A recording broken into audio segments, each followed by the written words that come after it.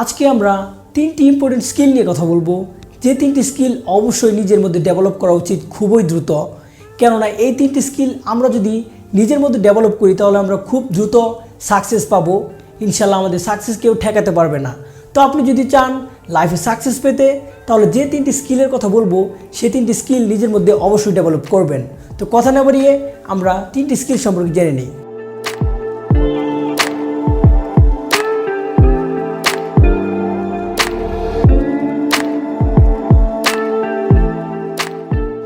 Alright, skill number 1। তো skill number 1 হচ্ছে communication skill. Communication skill কিন্তু খুবই ইম্পর্টেন্ট। এটা যদি আপনার মধ্যে না থাকে তাহলে কিন্তু আপনি ভাই সেই লেভেলের পস্তাবেন। কেন পস্তাবেন সেটা আপনাদেরকে আমি বুঝিয়ে বলছি। তো ধরেন একটি আইডিয়া মাথায় আপনি এনেছেন, তো সেই আইডিয়াটা বাস্তবে রূপান্তর করতে গেলে কিন্তু কারো না কারো সাহায্য দরকার, বা সাহায্য আপনার দরকার পড়েছে।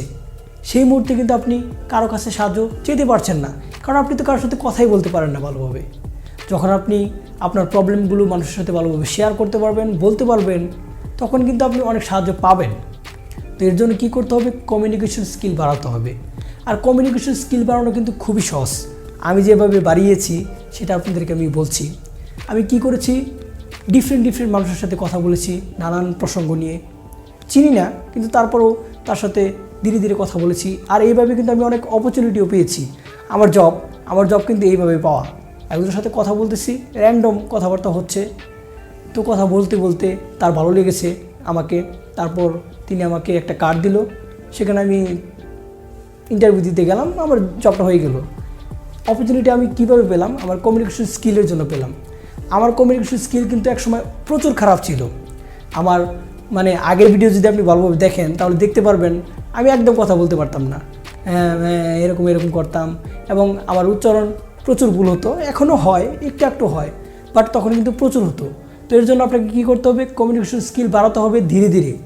একদিনে কিছু হবে না, ট্রাই করেন, তাহলে দেখবেন কমিউনিকেশন স্কিল বেড়ে যাবে। আর এর ফলে আপনি লাইফে অনেক কিছু অ্যাচিভ করতে পারবেন। আপনার সাকসেস খুব দ্রুত আসবে লাইফে। স্কিল নাম্বার 2 হচ্ছে নিজেকে সময়ের সাথে পরিবর্তন করতে হবে। আপনি যদি সময়ের সাথে পরিবর্তন না হন, সময় যদি আপনাকে পরিবর্তন করে ফেলে, তাহলে কিন্তু বিশাল সমস্যা হয়ে দাঁড়াবে। কেমন করে সেটা আপনাদেরকে আমি বুঝিয়ে বলছি। তো এখন কিন্তু কম্পিউটারের যুগ, ইন্টারনেটের যুগ। তো আপনি কম্পিউটার সম্পর্কে কোনো নলেজ গেইন করেননি, বা ইন্টারনেট সম্পর্কে কোনো নলেজ গেইন করেননি, এর ফলে কিন্তু আপনার জব লাইফে বা পার্সোনাল লাইফে অনেক প্রবলেম হয়ে দাঁড়াবে। আপনি ভালো জব পাবেন না, বা জব যদি একটা করে থাকেন তাহলে কিন্তু সেখানে ভালো রেজাল্ট দিতে পারবেন না। কারণ এখন ইন্টারনেট কম্পিউটারের যুগ, লাগবে এগুলো। তো এর জন্য আপনাকে কী করতে হবে? নিজেকে আপডেট করতে হবে, নিজেকে পরিবর্তন করতে হবে।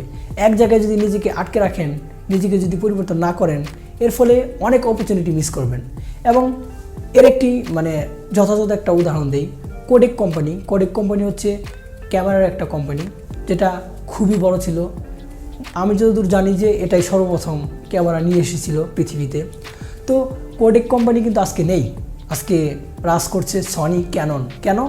কারণ তারা সময়ের সাথে পরিবর্তন হয়েছে।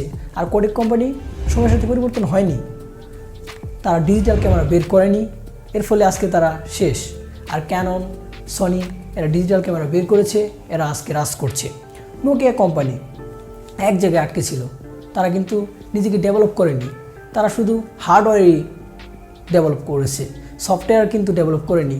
তারা এক জায়গায় আটকে থাকার ফলে আজকে তারা নেই। আর আজকে আইফোন নিজেকে ডেভেলপ করেছে, স্যামসাং নিজেকে ডেভেলপ করেছে, তারা আজকে রাজ করছে। তো নিজেকে পরিবর্তন করতে হবে সময়ের সাথে, এর ফলে আপনি রাজ করতে পারবেন। আর যদি পরিবর্তন না করেন তাহলে কিন্তু পস্তাবেন ভাই। Skill number 3। তো স্কিল নাম্বার 3 হচ্ছে ম্যানেজিং পার্সোনাল ফাইন্যান্স। টাকা কিভাবে ম্যানেজ করতে হয়, কোন জায়গায় খরচ করতে হয়, কোন জায়গায় খরচ করতে হয় না, কিভাবে ইনকাম করতে হয়, টোটালি আপনাকে ভালোভাবে শিখতে হবে। আর এগুলো কারো কাছ থেকে শেখার বিষয় না, নিজে নিজে শিখতে হবে।